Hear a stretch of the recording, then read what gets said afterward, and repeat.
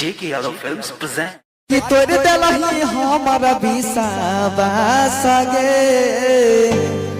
आ जई में ससुर भाई अपना डोली में चढ़ी के समसन जैतौ हमर लाश गे। ता हम दोनों भाई काक सुनाबै छ ठीक।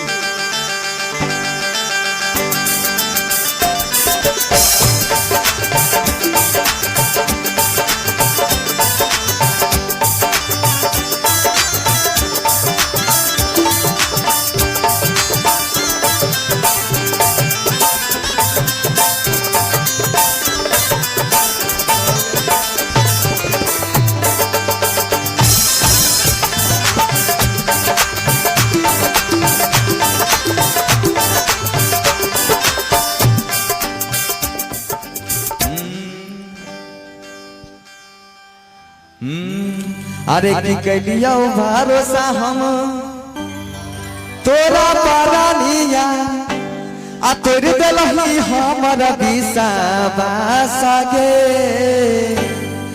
जोई में ससुर भाई अपना डोली में चढ़ के समसान जैतौ हमर लाश गे। जोई में ससुर भाई अपना डोली में